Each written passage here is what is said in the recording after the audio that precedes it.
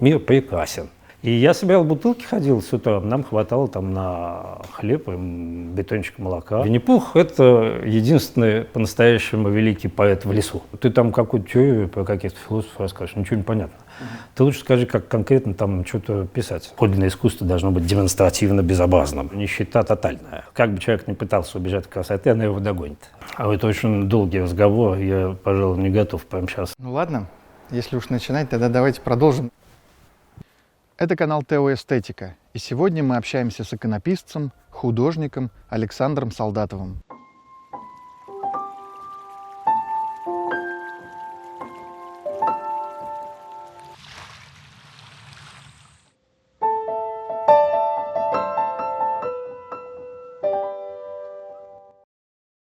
Александр, о вас говорят как о одном из самых выдающихся современных иконописцев.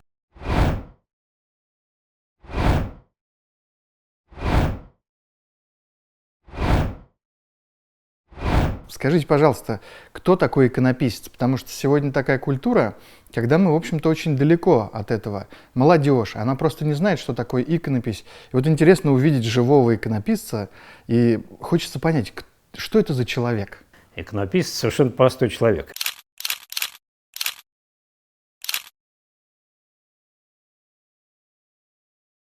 И, кстати говоря, все-таки икона – это не отрыв от реальности для меня, как часто это воспринимают, и не уход в некие… Да-да-да, что-то эксклюзивное, что-то церковное только. Нет, иконы есть, если мы говорим об иконе как части литургического пространства, то да, у нее есть свое специфическое только иконе присущее предназначение. То есть икона – это образ посредника в молитве, помощницы, прежде всего. Икона есть часть литургического искусства, это вторая ее функция. Икона свидетельствует о богословии, в каком-то смысле о догматике церкви. Это тоже присуще только конечно. Иконе. Но у иконы есть еще одна функция, немаловажная, про которую мы сейчас забываем. И она, эта функция, одинаково присуща как иконе, так и любому классическому, высокому искусству вообще. А что это такое? А это свидетельство славы Божией именно посредством красоты. То есть в иконе символика, есть какое-то значение, знаки. Вот. Это все очень важно. В иконе это, кстати, особенно важно. И символизм определенный, и знаки определенные. Но все-таки, можно сказать, основная и первейшая функция иконы – свидетельство посредством красоты о славе Божией. И свидетельство это именно в явлении посредством же красоты этой славы Божией. То есть красота обладает таким свойством, что именно она не изображает как символ или знак, который, по сути, является человеческой договоренностью. Мы можем так договориться о таком-то значении значка, о другом значении значка. Вот. И это все изображение будет. А красота имеет свойство, собственно говоря, являть непосредственно славу Божию, потому что полнота красоты, конечно, в Боге. Бог и есть красота. Вот. И красота нам, собственно, ее и являет. Поэтому иконописец тот, который, собственно говоря, стремится свидетельствовать об этой красоте, стремится свидетельствовать о славе Божией посредством красоты. Совершенно обыкновенный человек, с одной стороны. С другой стороны, этот человек должен иметь желание, устремленность в те места, где, может быть, нас эта красота посетит.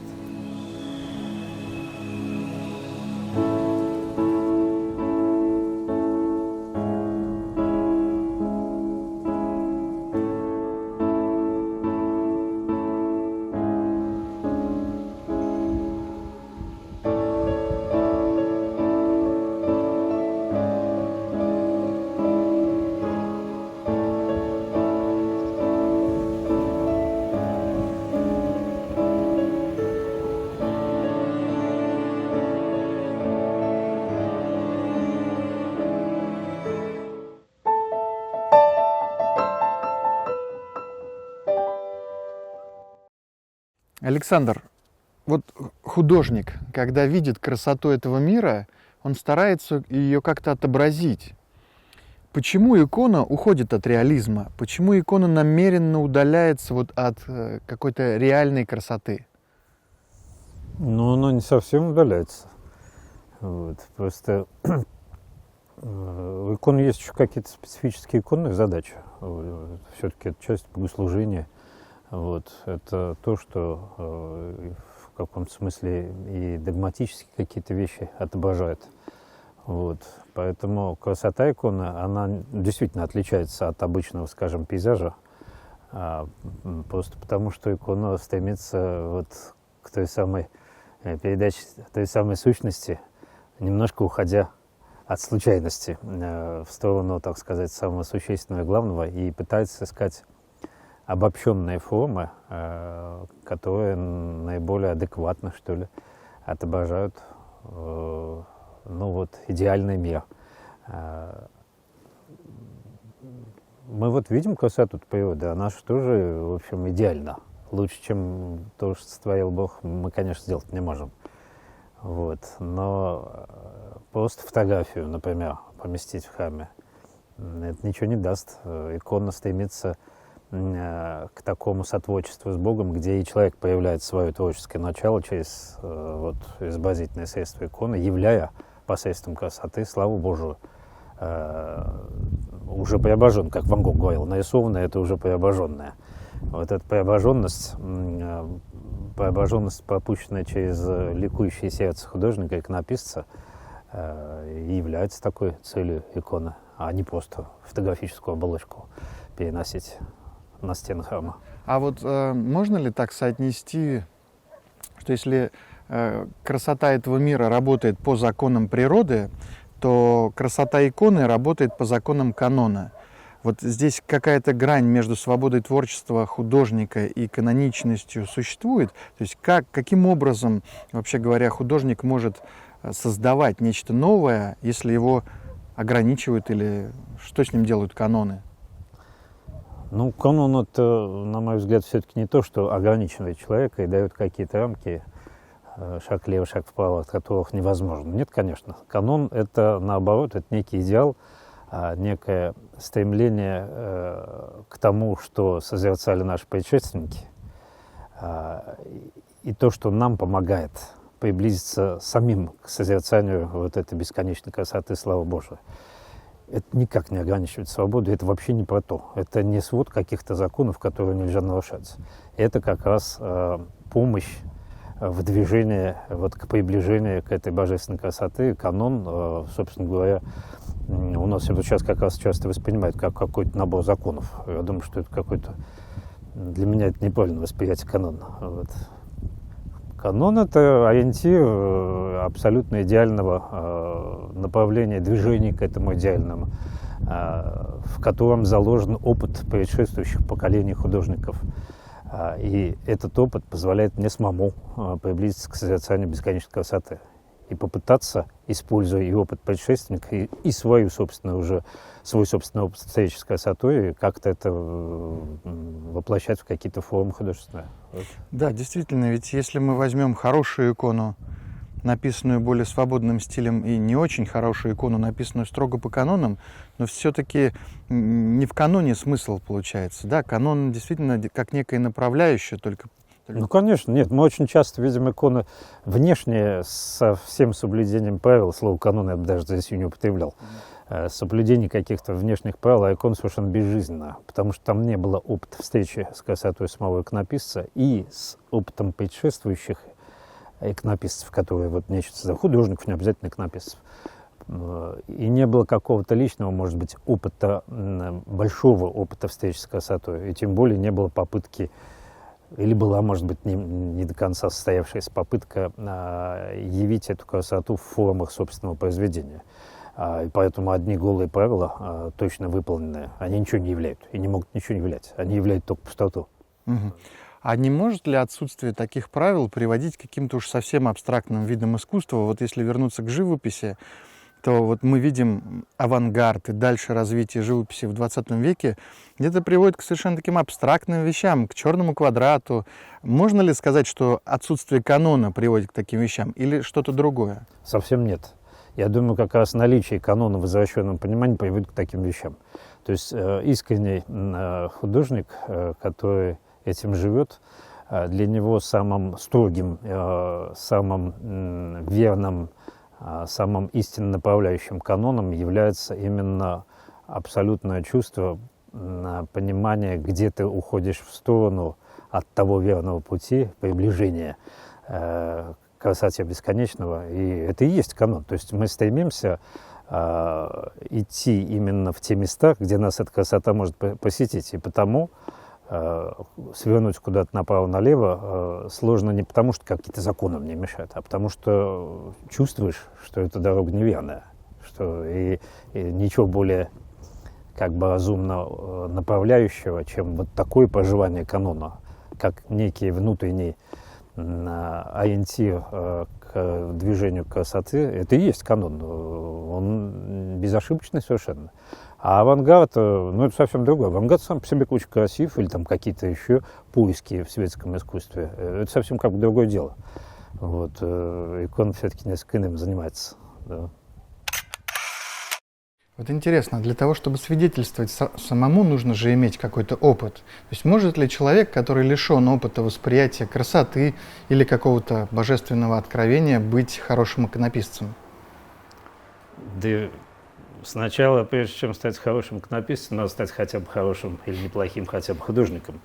Потому что, в принципе, вот как-то в детстве еще мы гораздо острее, пронзительнее чувствуем вот те формы красоты, которые нас с самого рождения окружают. Вот мои самые первые яркие воспоминания детства, наверное, это наш двор, залитый солнцем, высокая трава, огромное небо надо мной и голоса стрижей, и теплота разливающаяся.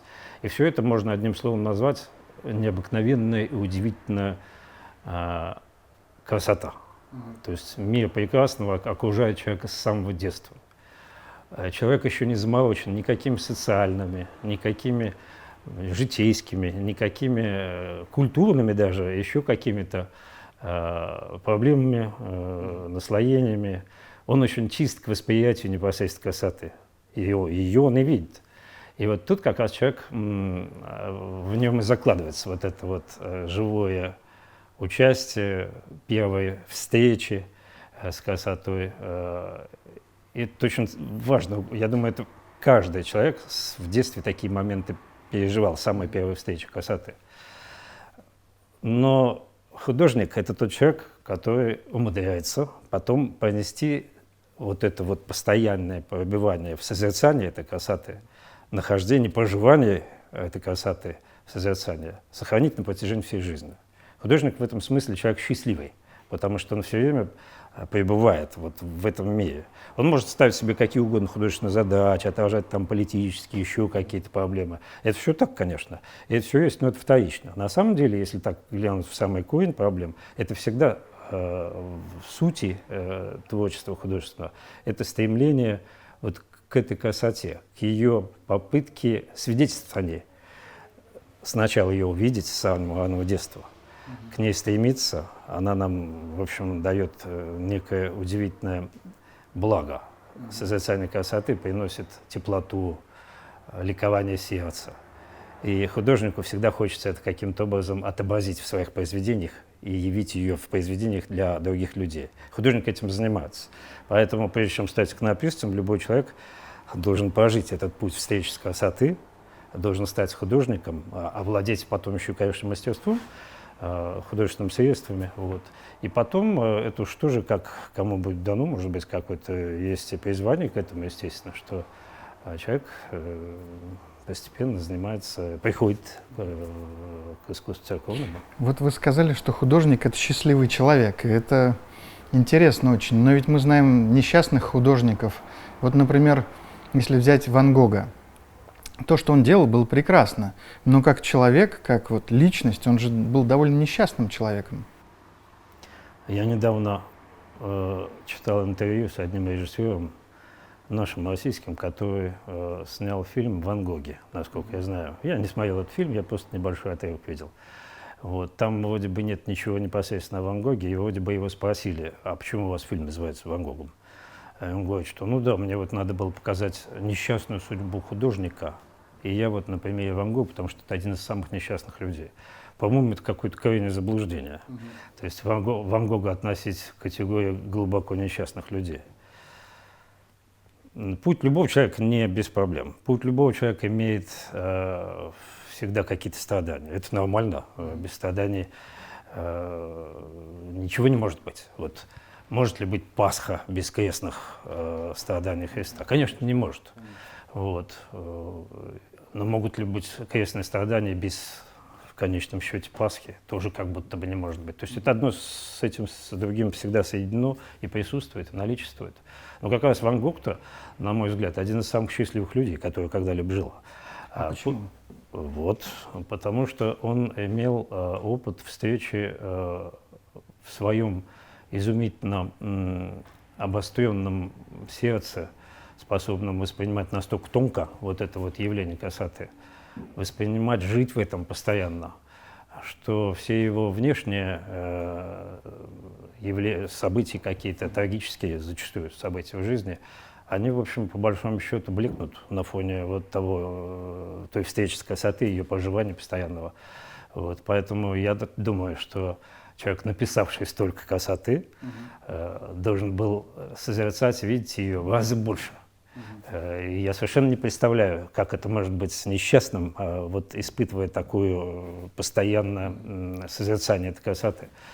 В общем-то, и кончина-то его свидетельствует о том, что человек был, по большому счету, глубоким таким тонким очень христианином, потому что все эти мифы с его якобы самоубийством, судя по всему, все-таки ничего такого не было. И там была история, связанная с тем вот самым, может быть, не очень хорошим подростком, которого, по сути дела, он уберег от неминуемой кары за фактически убийство Ван Гога и взял на себя вину. Вот, поэтому тут говорить о том, что он вот еще и кончина у него якобы с этим связана, тоже не приходится.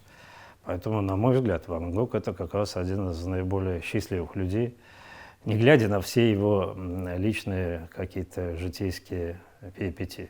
Это вот очень интересно. А как вы думаете, есть такая расхожая фраза «художник должен быть голодным». Вот продолжая тему Ван Гога, как бы вы прокомментировали это? Да, не знаю, совсем голодным, наверное. Есть захочется, когда обаться. Вот. И я не сторонник того, чтобы надо искусственно сдержать художников в черном теле. Да я думаю, что вот большое искусство, даже когда к нему, к его носителю липнут деньги по какой-то причине, оно художника в каком-то смысле и уберегает зачастую. Может быть, не всегда, и вот даже вот эта известная история с неким раскаянием Пикассо в конце жизни о том, что он сожалеет, что какую-то часть своего жизненного и творческого пути потратил в каком-то смысле и на коммерцию. Но ведь он об этом признался честно. Это большого стоит от большого художника, чтобы так вот поступить. То есть одно это призвание свидетельствует о том, что Пикассо удержался от крайнего шага ухода вот в деньги.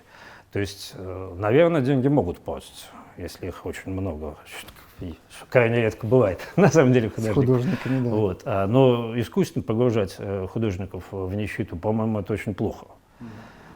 И недооценка важности художников не только для самих себя, а и для того общества, в котором живут художников, по-моему, это почти трагическая недооценка для того сообщества, государства там, или какой-то культуры, которая потом очень плохо обернется для всего социума. Скажите, пожалуйста, а вот сегодня какое место вообще художник занимает в нашей культуре? Вот государство, церковь или вообще просто общество наше, оно как относится к художникам, поддерживает их или просто не замечает? Какая-то моя собственная биография иконописца и материальное существование иконописца, оно, кстати, тоже тяжелое. В 90-е годы я, помню, бутылки собирал, просто чтобы как-то выжить с семьей.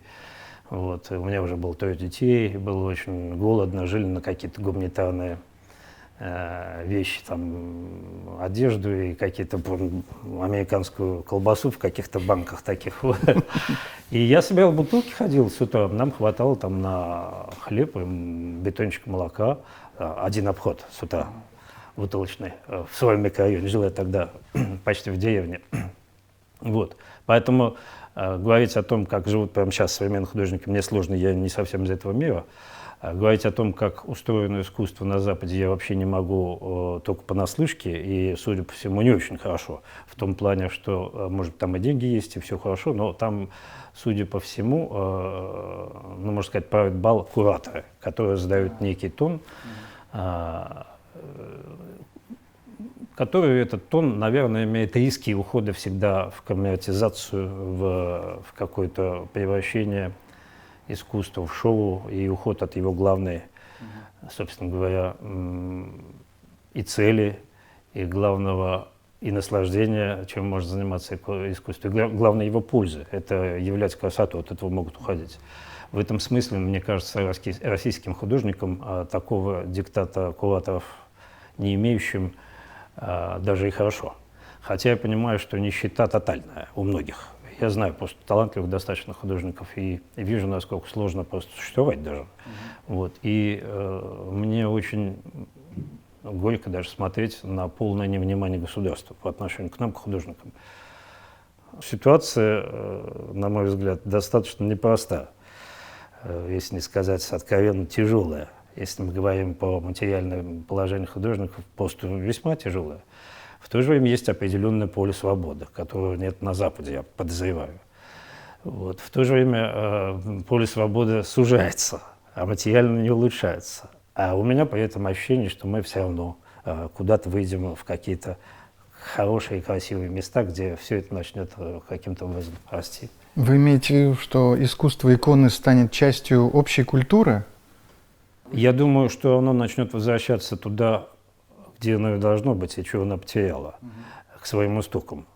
А истоки какие? Ну, собственно говоря, опять же, это моя любимая тема, это возвращение красоты в искусство.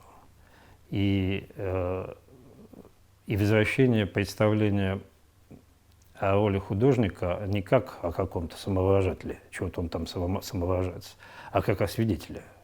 А свидетели об этой самой красоты бытия Богом сотворенного мира. Вот у меня все-таки такая надежда, что мы потихонечку к этому будем возвращаться. После всех этих периодов всяких измов, после периода постмодернизмов и прочих всяких, вот, постепенно понимание того, что в каком-то смысле мы дошли до ручки, для меня оно не является как бы точкой окончательного пессимизма и нигилизма. То есть для меня это некое умирание, которое потом должно возродиться в некой Пасхе, новой воскресной Пасхе. Но в искусстве это красота. На мой взгляд, каким-то образом, может быть, не сразу, постепенно это все будет пробиваться, стремление к ней. Вот. И в искусстве снова начнет возникать идеал. Не в лоб, конечно, не то, что мы там с завтрашнего дня встанем, и все будем говорить только про красоту, слово красота и писать красоту. Нет, конечно. То есть в некотором смысле возвращение в реальность и для искусства чрезвычайно актуально. То есть возвращение вот к этому самому ликованию, детскому ликованию красотой окружающего нам мира, данного нам Богом. Не уход в некие миры, придуманные нами, социальные, политические, какие угодно, там, духовные, вот, а возвращение вот научиться снова радоваться малейшему цветочку на лугу, росинке, солнышку, морю, вот этим мелочам. Любимому человеку рядом в соседней квартире, просто красоте жены, красоте детей. Вот это все должно каким-то образом возвращаться и отражаться на творчестве, на художниках.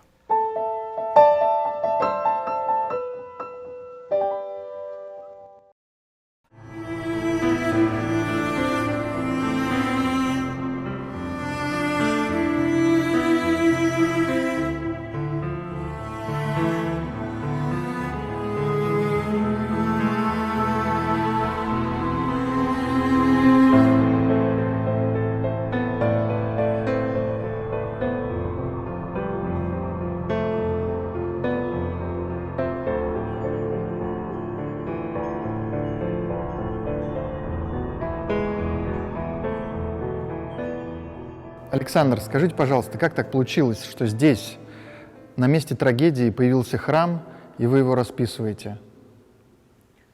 Ну, то, что появился храм на месте трагедии, это как бы совершенно не моя заслуга, конечно же. Вот. Просто он и не мог не появиться, потому что трагедия очень значимая, довольно страшная. Вот. В то же время, ну, христиане-то есть же. Вот.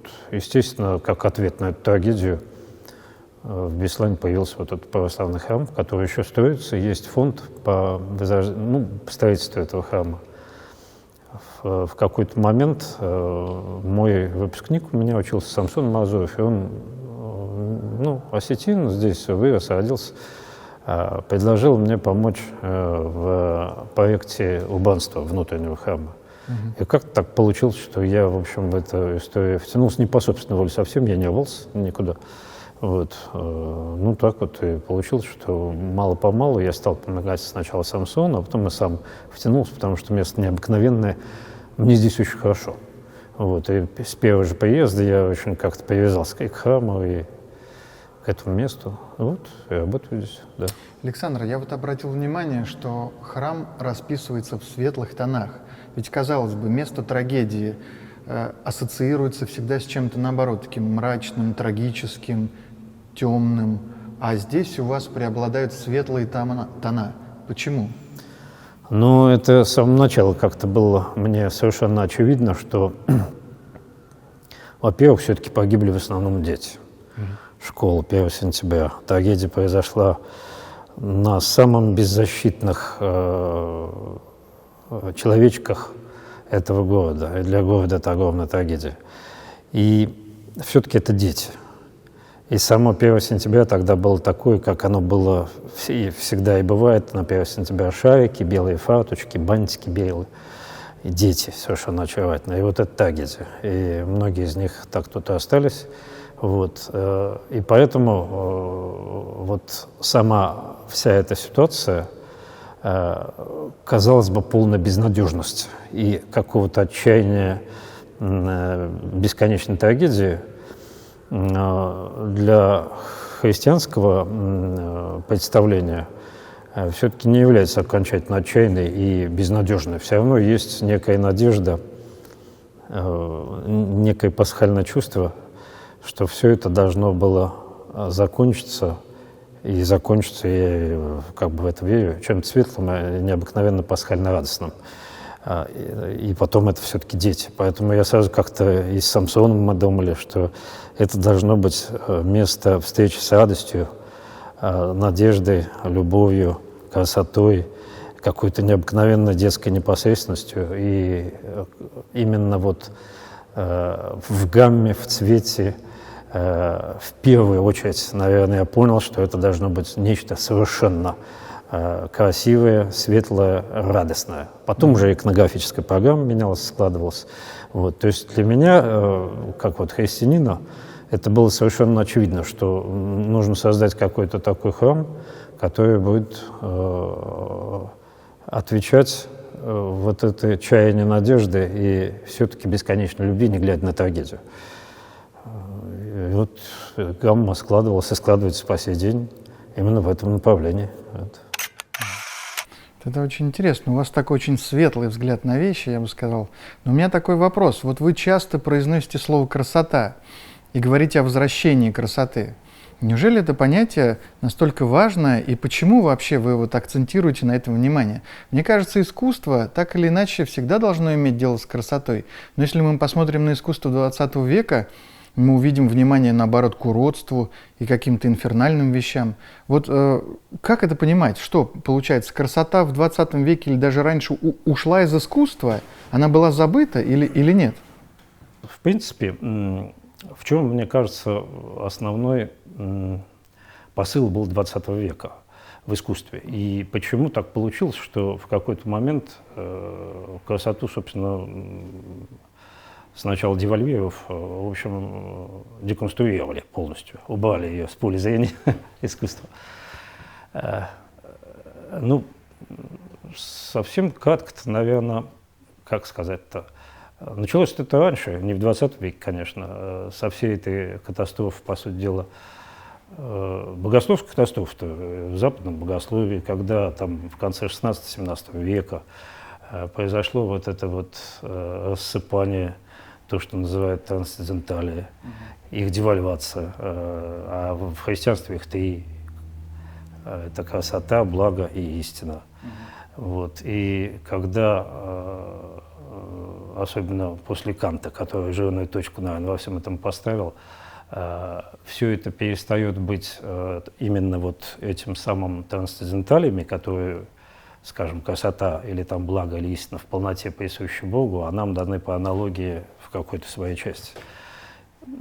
Это перестает быть так и рассыпается. Красота превращается в эстетику, и само слово было придумано в 1700 году Гаумбартеном для обозначения вот, красоты уже в ее секулярном, можно сказать, понимании. Благо превратилось в этику, а, собственно, истина в частном научном мнении рассыпалась. Вот. Красота перестала быть категорией объективной, перестала быть одним из имен Божьих, по сути дела, и стала субъективным мнением. Кому красиво, а кому нет, тебе что нравится? Вот это, а мне вот это нравится. И у нас совершенно разная субъективная красота. И в этот момент, кстати, появляется само понятие самовыражения. То есть если красота – это мое субъективное переживание, и не более того, и никакой объективной красоты не существует, то понятно, что я самовыражаюсь тогда. Я не свидетельствую, то есть в эпохе, предшествующей новому времени, эпохе модерну, художник, по сути дела, был всегда свидетелем. В иконописце я всегда усматривал образ зерцала, зерцало в руках ангельских. То есть художник-иконописец – это вот то самое зерцало, которое должно отражать красоту сияния двойной звезды истины и блага в своем зерцале творческого воображения, искусства, совершенства и передавать этот свет людям. И чем чище это зерцало, чем совершеннее мое художественное достоинство, там, ну, вот, умение владения ремеслом, тем звонче это будет передача света. И любой художник был свидетелем красоты всегда. То есть были, конечно, какие-то еще побочные, так сказать, задачи там, обслуживания там, каких-то социальных еще вкусов и прочих, но все-таки вот это основное. А вот с 1700 года примерно, когда слово эстетика уже входит после Гаумбартена определенного употребления, красота становится всего лишь вот частным мнением. В это время как раз происходит момент такого боения прекрасного и возвышенного. Впервые попытка вытащить возвышенное, насколько я понимаю, на лидерствующую роль еще была в первом, что ли, втором. Псевдо-Лонгин предпринял такую попытку. То есть говорить о возвышенном. Но тогда тема не пошла. А вот уже в эпоху модерна возвышенное вдруг становится актуальным. Гёте, все начинают писать об этом. То есть первые симптомы вот этого ухода от красоты – это подмена прекрасного возвышенного. Я не против возвышенного как такового. Просто красота первична, красота, то, что вы, Алексей, как-то мне замечательно сказали, безосновна. Она ни на чем не основана. Это на ней все основано. Вот. И возвышенная – это часть красоты, на самом деле. А тут попытка поставить во главу угла именно возвышенное. И это вот как раз 18 век, начало 19 века, период такого возвышенного, то есть торжества возвышенного в искусстве. Потом, конечно, совершенно замечательным всплеском импрессионизма, на мой взгляд, это такой грандиозный всплеск красоты перед сумерками 20 века, в каком смысле. Тоже красота присутствовала, кстати говоря, но просто целеполагание меняется, целеполагание, уход от красоты становится. Но потом возвышенное девальвируется, демонтируется, уходит, и в результате вот в современном искусстве мы по факту имеем последнюю категорию, которая, наверное, осталась. Это интересно. Интересно или неинтересно? Допустим, там какая-то коллекция одежды из кусков тухлого мяса. Это некрасиво. Ну, наверное, интересно. Ну, интересно. Да, и не более того. Вот. Поэтому вот этот путь как бы крушения и ухода красоты, он закономерный именно в силу того, что вот этот слом произошел в теологии. И в результате мы вот к концу 20 века практически имеем ситуацию, когда красота в лучшем случае какая-то обертка, фантик, да и то, как Гертруда Стайн еще в 20-й год 20 века сказала, что красота, она так сказала, это только для конфетных фантиков, вот, а подлинное искусство должно быть демонстративно безобразным. И вот Фрэнсис Бэкон. Безобразным? Да. И вот Фрэнсис Бэкон, например. Ему же не откажешь в художественном совершенстве. Человек абсолютно виртуозно владеет цветом, колоритом, ритмом, рисунком, всем чем угодно. То есть профессиональный человек, чрезвычайно одаренный. Но цель его и служение его – это не красоте. Это как раз некие инфернальные идеалы. И по факту мы имеем антикрасоту. Вот я в прошлом году был в Вене. И там в одной из галерей, в одном из музеев, Вена город музейный, чрезвычайно красивый в этом плане, есть целый зал Фрэнсису Бэкону посвящен.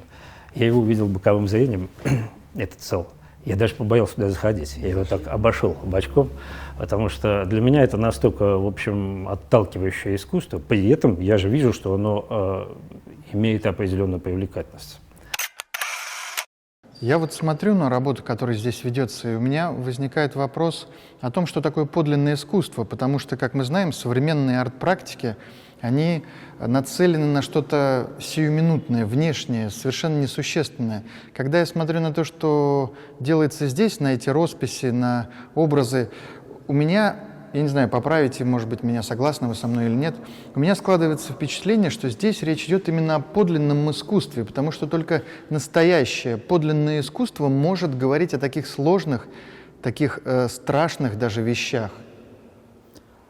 Ну вот часто говорят, а как должно искусство отвечать на те или иные события?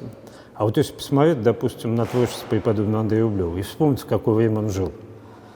То есть это разорение татарское, это смерть, кровь. Какое-то совершенно ужасное время-то, я думаю, хуже, чем часто в разы и разы.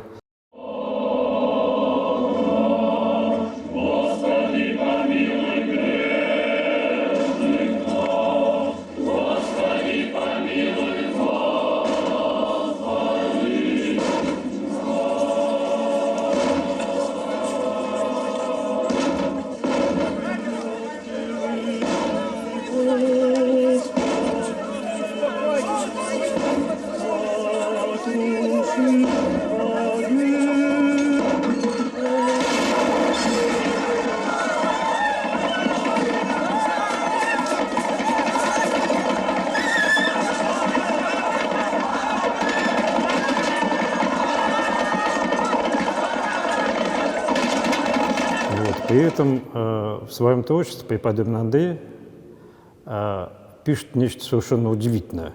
То есть образ, например, Пресвятой Троицы, который является абсолютно красивым, во-первых, произведением искусства, а кроме того, это абсолютно удивительная икона, раскрывающая красоту любви лиц Троицы.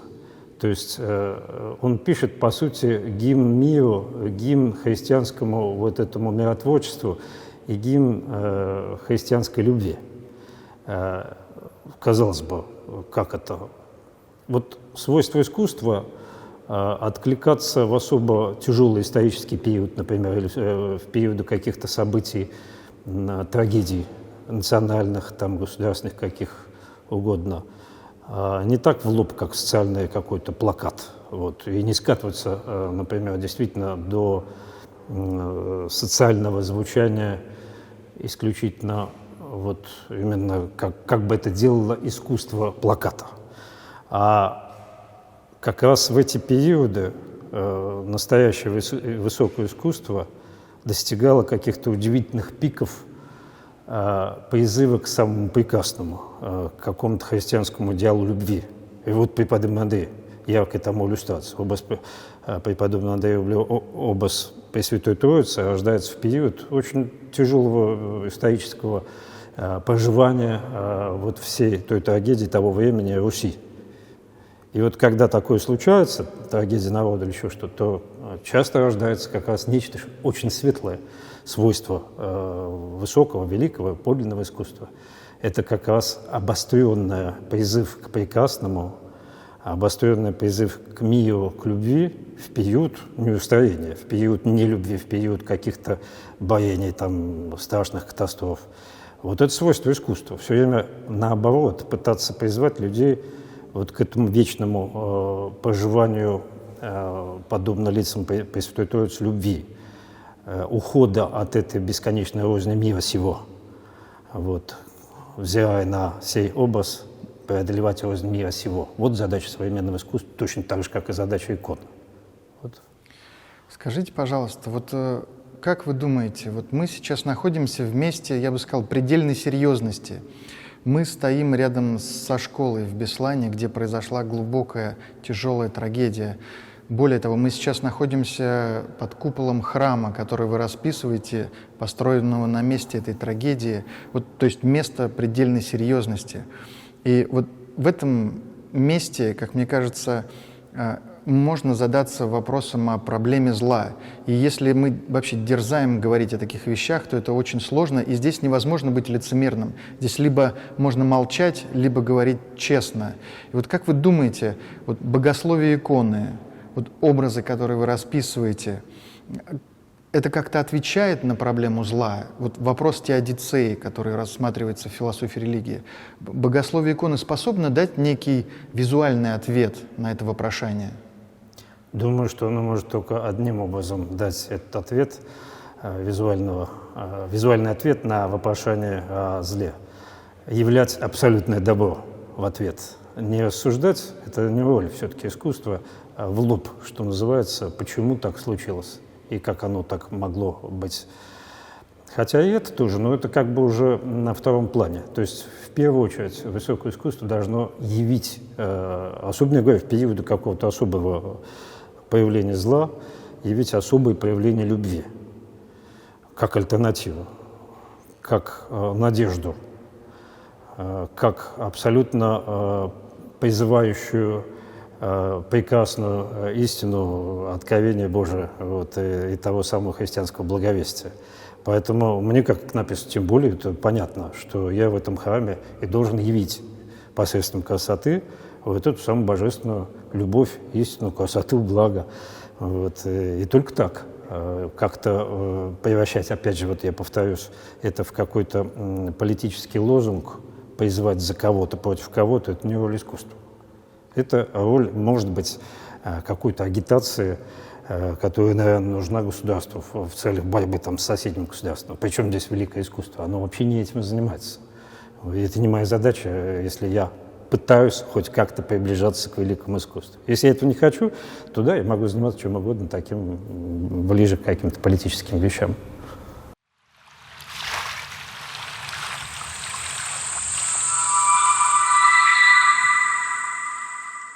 О чем я еще могу сказать? О важности красоты и ее формы. Еще одно, по-моему, такое вот заблуждение 20 век, которое привело, кстати говоря, к некоторым заблуждениям в нашем восприятии иконы сейчас, в русской плоскости. В каком-то смысле после отца Павла Флоренского это целый путь развития произошел. Сейчас я об этом не буду говорить, но это попытка ухода от реальности в некие духовные миры, ну вот Платон. Там мир идей и мир теней. Мир идей прекрасен, и стремиться надо как можно побыстрее остаться с этим миром теней и туда. В каком смысле это присутствовало в христианстве, иногда это принимало какие-то крайние формы. А вот в 20 веке снова всплеск вот этого идеи отказа от реальности в угоду неким вымышленным мирам. В искусстве это очень остро, кстати, чувствуется. Вот. И опять же, если посмотреть по симптомам и попытаться разобраться, почему такой путь пошел, это все вот коренится вот в том самом развале, я думаю, трансцендентальной утрате важности красоты. И цепочка логически нас приводит, в конце концов, вот, к попытке отказу сначала от вечности, а потом вообще от формы как таковой. Это я не имею в виду сугубо только абстрактное искусство. Я, кстати, очень хорошо отношусь к абстрактному искусству. Вот. Я, в принципе, саму тенденцию. То есть небрежение к самой поверхности формы в искусстве XX века очень очевидно. Ее как бы отрицание, по сути дела. Говорение о том, что нам надо каким-то образом стремиться внутрь. У нас даже как-то само слово «поверхность» формы стало почти ругательством. Мы часто говорим, что это слишком поверхностно, надо уходить вглубь. Но в том-то все и дело, что на самом деле весь мир дан нам в образах. Восприятие человека возможно только посредством тех образов, которые, собственно, мы созерцаем реально, реальными глазами. Вот. И форма, поверхность формы этих образов, красота этой поверхности формы, она на самом деле самым непосредственным образом связана с сущностью того, что является на поверхности. Вот Иоанн Дамаскин в своих работах в защиту икон говорил, что мы не можем пойти к духовному иначе, как посредством, я точно не помню, своими словами, как посредством телесного, материального. Это он о чем говорил? Вообще-то, по большому счету, он говорил о важности формы. Да. Что мы не можем прыгнуть сразу туда, в духовный мир. Тем более, что после воплощения самого Бога, освященность самим этим воплощением всей материи и форм, это даже кощунственно звучит, как-то отказ от этого вдруг. Вот. В любом случае, эта связь красоты поверхности формы, она удивительно таинственная и всегда присущая этому. То есть, конечно же, мы стремимся к этой сущности. Но раскрытие этой сущности всегда происходит, как Бальтазар говорил, в одном и том же порядке, что у Бальтазара есть замечательное резюме всего его творчества, в конце жизни им сказано, что богоявление всегда проходит так, что Бог открывается нам посредством красоты, и это доставляет нам радость и ликование сердца, и потому это благо. И все это вместе является истиной как для того, кто нам является, так и для того, кому это является. Вот эта последовательность, красота, благо, истина практически всегда происходит. То есть сначала красота поверхности формы, и тот же Бальтазар говорил, что красота – это сияние двойной звезды, истина и благо. И посредством созерцания красоты поверхности формы мы начинаем приобщаться к этой сущности, к благу истины, которая находится, можно сказать, внутри. И никакого другого пути у нас нет. Вот в 20 веке попытка ухода в какие-то поиски в отказе от формы привели к крайнему нигилизму и окончательному, кстати говоря, отрицанию красоты, потому что она стала почти ненавистной. Это все свидетельство о красоте формы, а от формы предлагают почти отказаться. От формы отказаться полностью и нельзя. Даже в самом абстрактном искусстве какие-то формы есть. Черный квадрат – это все равно форма. Вот. То есть абсурдно желание совсем отказаться. Вот. Но в то же время попытки эти делались, и в искусстве это какой-то уход был. Поэтому для меня период феерически красивый, на самом деле, период того же русского авангарда и все, что потом за ним следовало, и потом даже всего этого постмодернизма в западной культуре, все равно все это красота, на самом деле, как бы они не пытались от этого отказаться. Хороший пример такой приведу. Я когда впервые увидел Писсуара Дюшана, который в Помпиду находится, и который явно создавался как проект отказа от эстетического начала вообще. А ведь его же сам этот Писсуар Дюшан взял типовой. Но над этим типовым писсуаром вообще-то работал дизайнер, прежде чем он его взял. И все равно он в него заложил некие формы обтекаемые, в которых я даже уловил что-то от греческих ваз. Может быть, кощунство звучит, но там на самом деле присутствовало в этой изгибе линии что-то даже оттуда идущее. То есть это память генетической красоты, она все равно запечатлена. То есть красота, это же свойство бытия. От нас это никак не зависит. Оно везде. Он любой ржавый забор. Выйти на улицу, он красив. Я часто вижу на помойке абсолютно красивые вещи. Вот как-то я здесь гулял, и были заморозки. и была страшно заброшенная помойка. Но солнышко так вышло, и травка засветилась на фоне этой помойки и заискрилась такими переливами золота и серебра, и вся эта помойка заиграла, ну, нереальной красоты. Я ее сфотографировал на эскадре, совершенно замечательно. Хотя это помойка. Вот, то есть даже в помойке эта красота присутствует. Вот это интересно очень. То есть получается у вас, что в основе всего находится богословие. Маленькая или, может быть, не очень маленькая, но ошибка в богословии 500 лет назад приводит к тому, что постепенно единство мира распадается. Ну, я вот для слушателей поясню, что трансценденталия, о которых вы говорите, это единство бытия, истины, блага и красоты.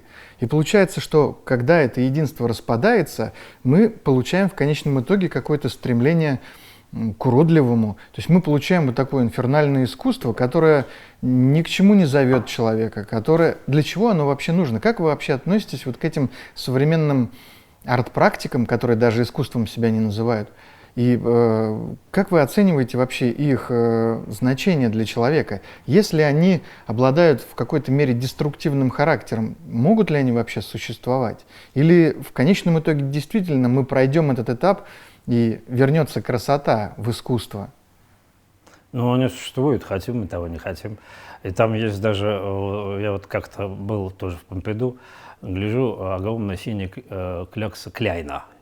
Я глаз оторвать не мог. Настолько красиво. Это просто пятно.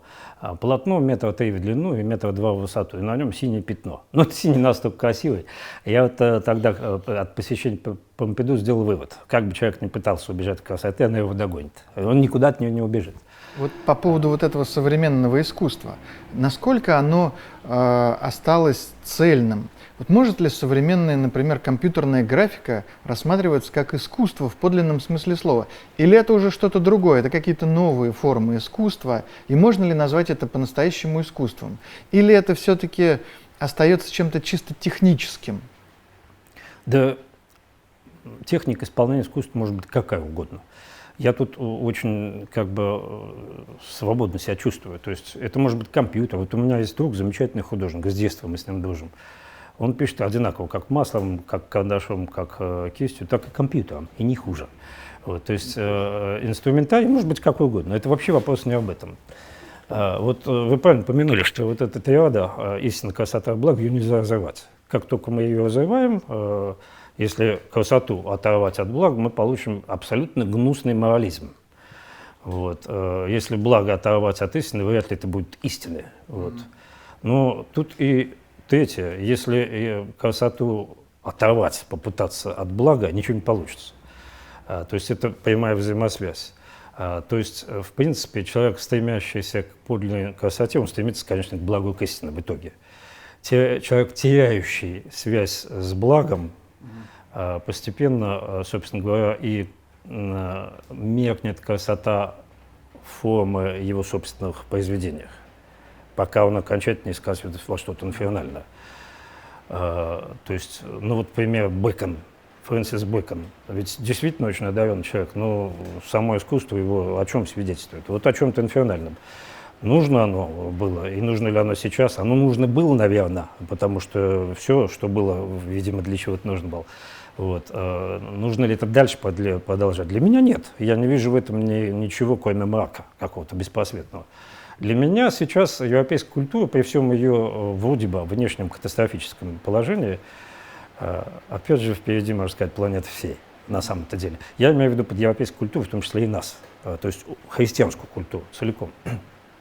Вот для меня вот христианство обладает удивительным качеством, это вечной Пасхи. Умирание и Пасха, это как дыхание, циклы такие. Ну да, вот пошла большой, проделала путь европейской культуры. Причем я не могу так говорить, что возрождение это плохо по каким-то причинам, что падение это плохо. Я даже не могу сказать, что черный квадрат с Писсуаром Дюшана это совсем плохо. Я не могу такое переносить, особенно Бэкона. Вот. Но это был какой-то путь.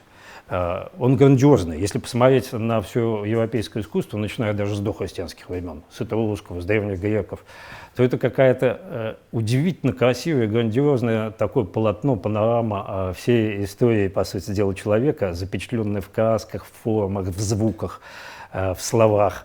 И все это дает бесценное совершенно вот нечто, являющее человека. Но при этом, при всем, вся вот эта культура, которую потом постмодернизм решили деконструировать, в какой-то момент начала терять связь с природой. Она стала становиться слишком человеческой. В том смысле, что вот момент крушения в богословии христианском привел к катастрофе в эпоху модерна, начало все разваливаться. Вот это самое. И начала формироваться какая-то механическая картина мира, в котором искусство все более и более по Канту начинает превращаться в инструмент познания всего лишь. Вот, в инструмент познания. А сейчас оно вообще превратилось в отображение зачастую каких-то инфернальных психологических экспериментов. Вот, и не более того. Это катастрофа. Вот. Но при этом, при всем, потенциал в европейской культуре чрезвычайно богатый и могучий. И почему-то я верю, что именно вот это вот христианское наследие в том числе, и вообще все, для меня искусство дохристианское, например, греческое, русское, это все равно некое предчувствие христианской эпохи, так как говорят про Платона, что это христианин до Христа. Да. В некотором смысле искусство такое же, это детство человечества, вот, средиземноморского, детство человечества, которое было в ожидании, в предчувствии пришествия Христа. Потом Христос и великая христианская культура, и вот у нее некий момент умирания, и после этого, на мой взгляд, должна наступить некая Пасха, некое возрождение. И для меня совершенно очевидно, что никакого другого пути возрождения просто не может быть. Как возвращение красоты, если говорим про искусство, это особенно актуально, хотя, на мой взгляд, возвращение красоты актуально не только для искусства, а для всей нашей вот культуры как таковой. И причем это возвращение красоты сейчас должно произойти как бы вопреки культуре. Оно должно встать над культурой. То есть культура сейчас как скорлупа, самозамкнута. Она слишком человеческая, она потеряла связь с Богом, можно сказать. Она варится в собственном соку вот этого вот модернового сознания после кантовского. Кант нас очень сильно осенил, когда все, что у нее есть, это все наше всего лишь впечатление. У нас нет никакой связи. Вот. И вот эта скорлупа трещит и разваливается. И в конце концов подлинная красота, она всегда над культурой. Она должна преодолеть эту культуру, которая вот до такой катастрофической ситуации сейчас дошла, и родиться в какой-то совершенно новой, в каких-то формах новых. Причем эти формы новые-то не новые, но это на самом деле продолжение старых. Это развитие с каких-то других сторон взгляд, опять же, на красоту бытия.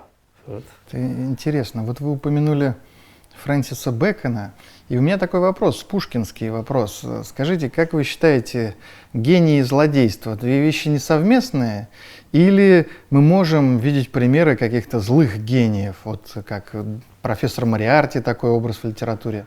Да и, конечно, я же говорил, что как только благо отделяется, так меркнет форма красоты.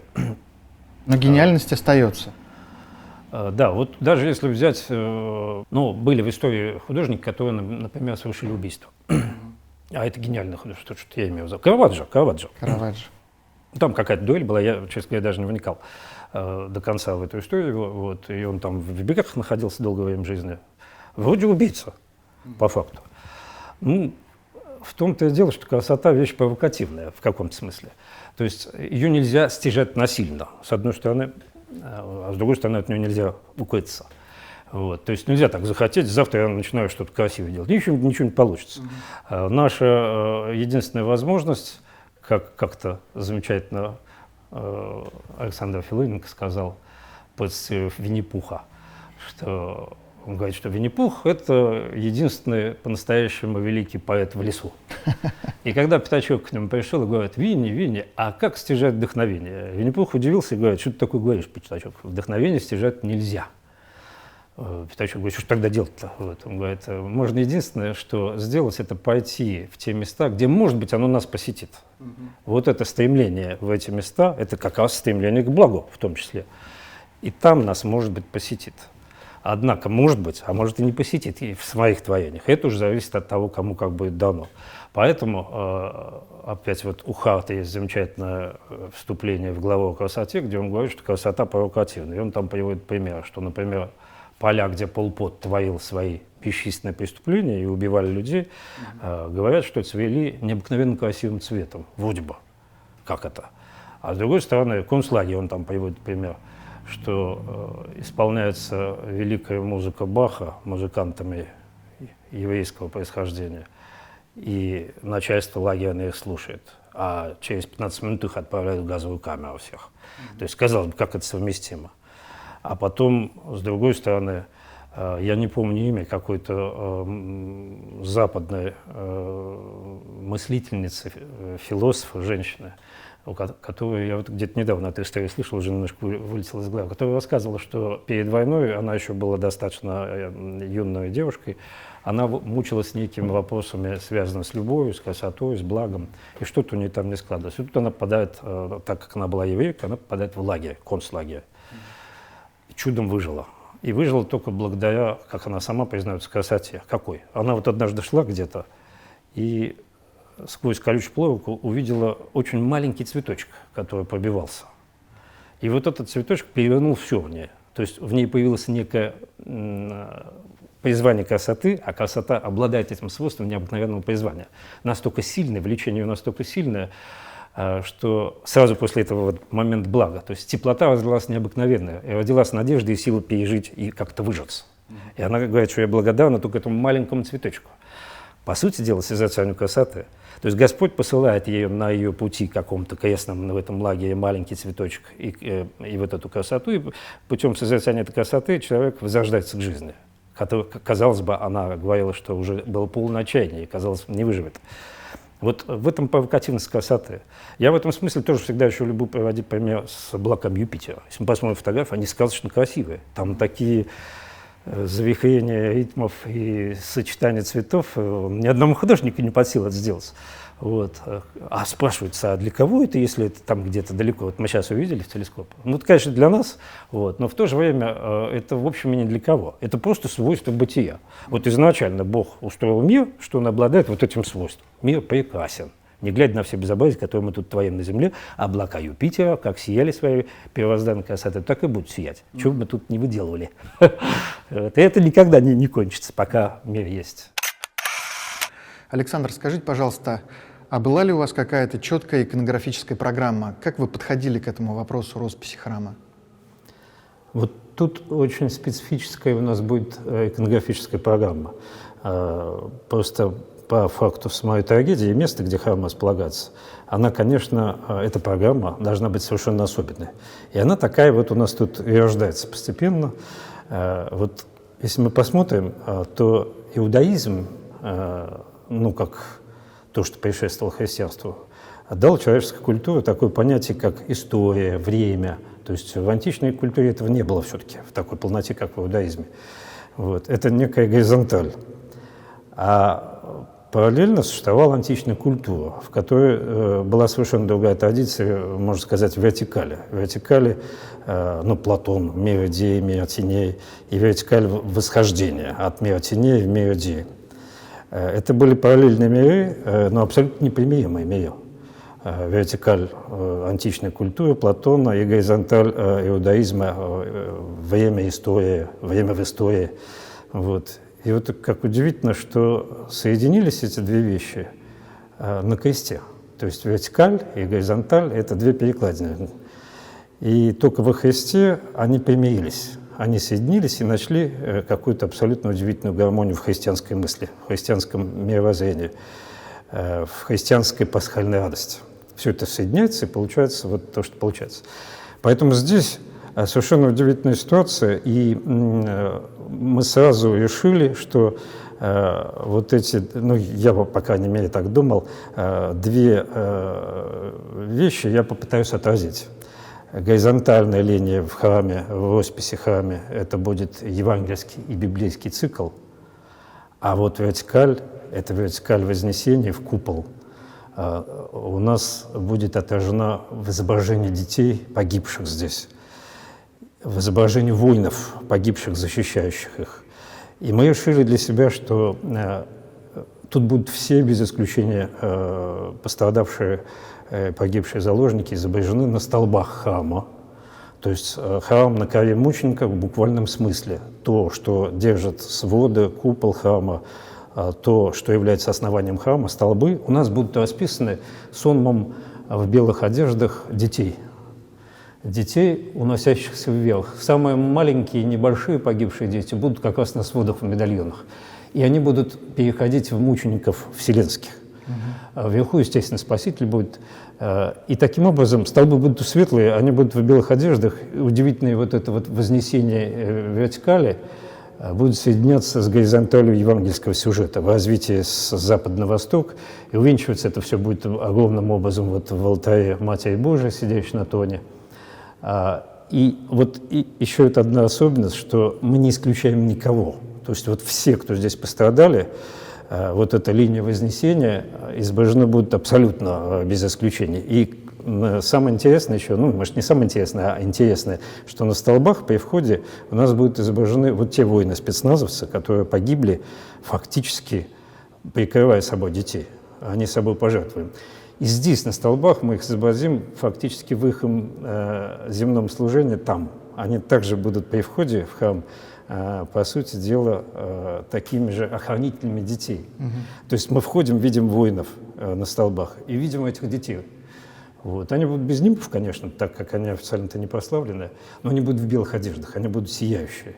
Воинов я не хочу изображать с оружием, они будут в каких-то плащах таких красного цвета. Но это будет видно, что это воины, это будет видно, что это защитники этих детей. Вот. И поэтому храм будет вот эти две линии в себе воплощать, вознесение и горизонталь евангельскую. Будет необыкновенная радость и будет изображение, узнаваемое изображение. То есть мы попытаемся всех погибших до единого изобразить узнаваемо, чтобы это было видно. Тут будет Иоанн Канеди, который собой прикрыл старейший учитель. Тут будет, вот буквально все тут же погибали целыми семьями, и все они будут у нас здесь на стенах храма располагаться. Вот на столбах конкретно.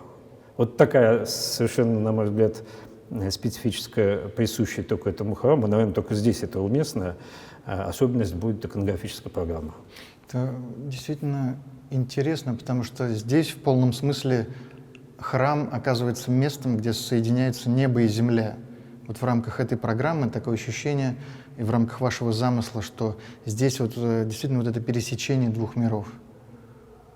Да, конечно. Я вот даже тут пишу, совершенно как для меня все удивительно. В самый свой первый приезд я тут писал, я это не воспринимаю как чудо, может быть, это были какие-то мои слуховые галлюцинации, я не знаю. Но я когда писал «Матерь Божия», раскрывал, как-то ночью я тут остался, и у меня было ощущение, я не знаю, что это, как будто я слышал детский хор. Какое-то вот такое далекое, тонкое пение. Это был какой-то восторг, соединенный с какими-то слезами радости и каким-то ликованием. Я не испытывал скорбь. Кстати, у меня здесь никогда не было, вот, понятно, что скорбь есть, особенно когда смотришь мемориал, особенно когда я первый раз приехал, все это увидел, детские лица, куклы и всю эту трагедию узнал. А в то же время здесь какое-то очень светлое место. Вот, и находиться мне здесь всегда очень легко и приятно, как, наверное, в любом месте христианского мученичества. Пребывание на этом месте для христианина всегда имеет какое-то особое торжественное пасхальное настроение при этом, при всем. А я вот знаю, что община, местная община, родители, родственники и сами дети, которые уже выросли, которые были здесь, они принимают участие в строительстве и в росписи этого храма. Скажите, пожалуйста, вы советовались как-то с ними? Они принимают участие в том, что здесь происходит? Ну, конечно, мы же все-таки есть попечительский совет, вот, и сюда приходят и участники, те, кто выжили, заложники. У нас вот сейчас в бригаде появился удивительный человек,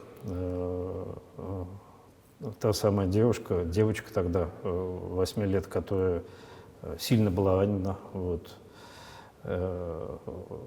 И кадры, как ее всю окровавленную выносят, то есть теракты, как бы они всю планету обошли.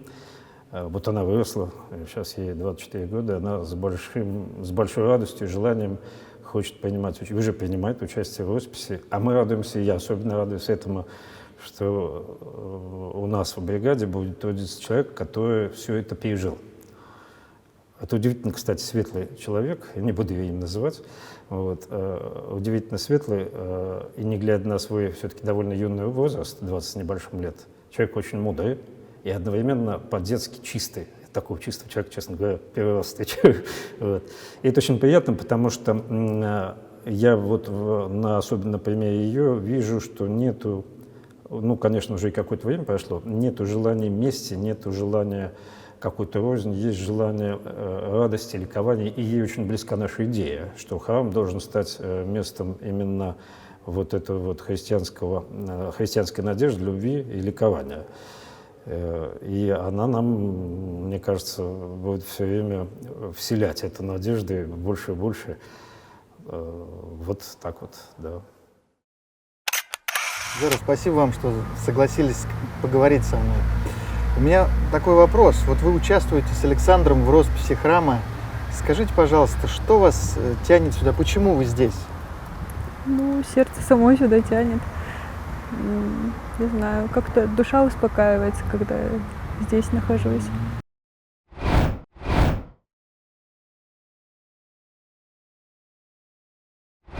А вы помогаете прямо именно в росписи, да? Ну да, они меня обучают, и я до этого вообще, пыталась что-то там рисовать, но серьезно никогда не занималась. Вот, а здесь они прям обучают меня, и много нового интересного узнаю. Скажите, вам, наверное, тяжело приходить сюда или наоборот, как Нет. Александру, немножко радостно даже? Нет, радостно, конечно, что какой-то вклад вношу в это развитие. Скажите, пожалуйста, а вы как вот очевидец этих событий, как вы восприняли новость о том, что здесь будет строиться храм? С большой радостью. Очень здорово, что здесь есть храм, и это как продолжение жизни будет, потому что люди будут приходить сюда и молиться, и жизнь продолжается. Да, действительно, жизнь продолжается, и очень интересно, что вот вы решили приходить сюда и помогать, ведь больше никто не приходит, или ребята, которые были там, тоже приходят, ребята, девочки? Пока нет, но есть ребята, которые тоже хотят приложить руку. Зара, как давно вы пришли помогать? В прошлом году, в начале года, по-моему, уже не помню. А расскажите, как это вообще впервые было? Вот вы пришли сюда и сказали, я хочу помогать, или Нет, как? да это случайно вообще так вышло. Я сюда, я не была знакома с ребятами. Так вот случайно пришла с режиссером Еленой Окопной, Герман. Вот, и она снимает фильм про Беслан. И вот мы вместе пришли, и она вот познакомила меня с ними. Сама с ними познакомилась, и меня познакомила. И вот, и подружились, и как-то вот получилось, не знаю. Господь управил. Скажите, вот время идет, можно согласиться с тем, что время лечит? Вот как вы сейчас смотрите на это?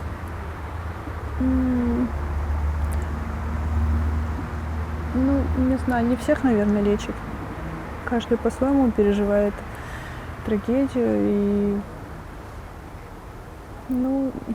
просто лично я уже перешагнула через это все и иду дальше, и живу, продолжаю жить, радоваться жизни своей, потому что осталась в живых.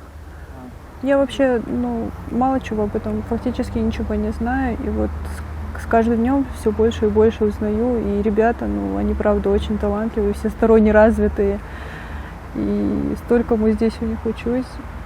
Когда не прихожу сюда, то прям как-то тяжело на душе становится, а прихожу сюда, и сразу как душа раскрывается, границы какие-то стираются, потому что художники же, они все по-своему видят, и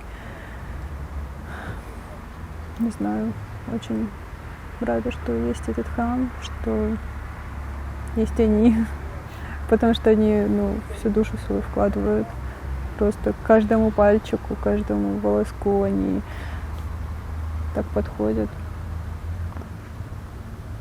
А образы, которые они пишут, вы узнаете их? Да, не все. Самсон говорит, что так и нужно, чтобы они не были очевидными. Вот так вот. Но это и лучше даже, я думаю. Это же не портреты все-таки. Да, конечно. Это совершенно другой подход. Ну, одно дело икона, другое дело картина. Да. И это разные миры. Цель художник преследует разную. Но, как Александр, знаете, в интервью мне говорил, что все-таки для того, чтобы начать писать иконы, нужно вообще-то овладеть техническим мастерством. Да? Сначала нужно научиться просто писать, Ну а да. потом уже начинать писать иконы. То есть это же разные подходы. И техника все равно, конечно, важна. Техника нужна. Но вы постепенно как-то прям вот вам больше и больше доверяют. Ну, они вообще мне доверяют слишком хорошо, потому что они мне, практически все разрешают. Это я просто боюсь там. Ну, вы знаете, я думаю, им виднее. Они же Ну знают, да. что делают.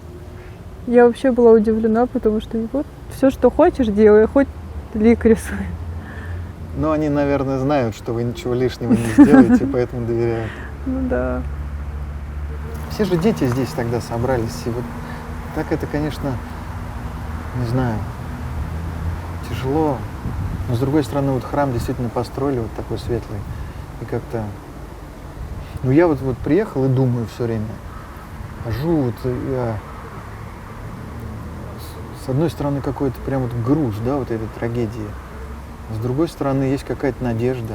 Надежда, да. Вот люди все, кто погиб в школе, они же, здесь будут их лики, и я думаю, их жизнь как будто продолжится. Да. Не там, вот в этом ужасном зале, они, их фотографии будут, а вот в этом прекрасном храме. Да, вот правильно вы говорите. Принципиальная разница. Фотография там как будто какая-то безнадежность, а Да. лик здесь совершенно иначе Надежда, воспринимается. Есть надежда. Ну, здесь уже пасхальная, действительно такое восприятие реальности пасхальное в контексте Пасхи. Вот, а там боль. Да. Здесь надежда. Была площадка детская, до теракта. Вот, мы тут играли. А вот здесь у нас, я же только в первом классе успела поучиться, а когда во второй переходила, уже теракт совершился. И вот мы выходили с нашей учительницей, она тоже попала в теракт. Ой. И она уже в таком возрасте была тоже. Слава богу, выжила, и она тут нам проводила зарядку сама. Так забавно было. Она такая бабушка уже, очень хорошая, Раиса Каспулатовна. Она потом наш класс довела до 5 класса у нас, и еще один класс взяла. Вот. А после теракта я в больнице полгода лежала в Москве и пропустила, естественно, учебную программу. И когда приехала, она сама со мной занималась, я к ней домой ездила, и так подтянула меня. Хорошая. Не хотелось уехать отсюда, чтобы вот оставить это в прошлом? Мне кажется, от этого ты не убежишь. Я, по крайней мере, точно. Мне кажется, это интересно, да, что Александр с Самсоном решили расписывать вот именно в таких тонах, да. Я сначала удивился, когда узнал. А теперь мне кажется, что действительно в этом есть какой-то правильный какой-то ход, может быть, даже единственный правильный, да? Тут столько детей погибло. Мне кажется, он должен быть такой нежный, детский, изнутри такой теплый, чтобы заходишь и сразу понимаешь, что это храм для того, чтобы жизнь этих детей здесь продолжалась.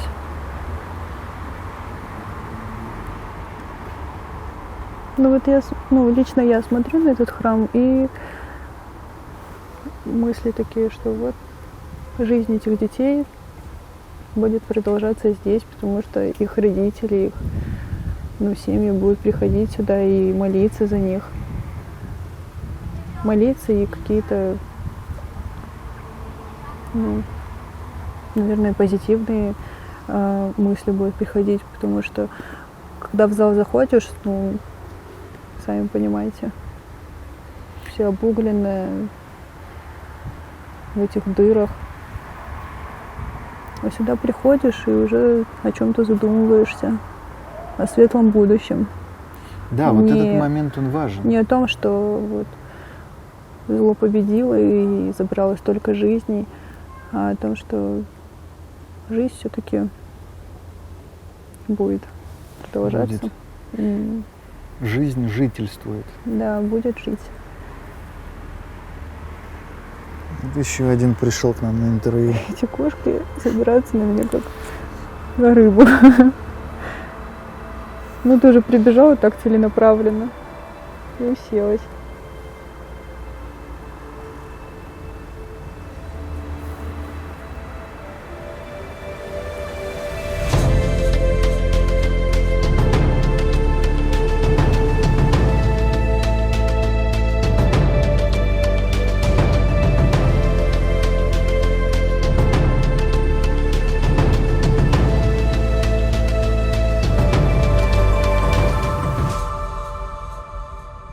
Ну вот еще такой вопрос. А кого вы больше всего цените из современных художников или иконописцев? Вот как вы считаете, кто вот улавливает вот эти тонкие материи сегодня? Да знаете как, вот я, пожалуй, не буду прям так говорить о ныне здравствующих. Вот. Ну, у меня на самом деле довольно широкий спектр восприятий, как я сам думаю. Я почти всеяден, не до бесконечности, конечно, но любое искусство, которому присуще вот это качество, красота, я легко воспринимаю. И, кстати, тоже вот смотрим там какое-нибудь изображение, скажем, Древнего Египта. Мы же не знаем, там, какие смыслы они закладывают. Давно уже эти смыслы забыты. Попытка их реконструировать — это всегда будет наша реконструкция. И не факт, что они хоть как-то совпадут. Может, совпадут в 1%. Вот. А может, там и в 10% совпадут. А нам нравится. Почему нравится? А потому что красиво. Больше ни почему. Вот. То есть красота это вот та самая безосновная вещь, которая пронизывает все культурные, исторические, социальные, политические, временные пределы, преодолевая, пересекая их и соединяя все вместе. Вот. Поэтому у меня есть бесчисленное множество художников, которые могу сказать, что это мои любимые. Вот. Если говорить про 20 век, это тоже можно говорить много, но я могу просто самое, может быть, созвучиться. Самых ну, конечно, Ван Гог. Я его необыкновенно люблю. Конечно, Рублев. И тут я, кстати, да вообще различий не провожу. Часто как-то вот попытка делить там сакральное искусство, светское искусство. Есть это деление, есть, конечно. И эта линия проходит по водоразделу, что все-таки, на мой взгляд, человеку, воспитанному в восточно-христианской традиции, тем более, икона, как часть литургического пространства, имеет свою специфику, и привносить картины сюда не стоит. Вот. Но и светское искусство, и икона, вот, например, Рублев и Ван Гог, они же смыкаются на красоте, то есть и там величайшая красота, и там. И это одна красота. Это неделимая красота какая-то. Нельзя сказать, что это одна красота, это другая красота. Нет, это одна и та же красота, которая принадлежит Богу.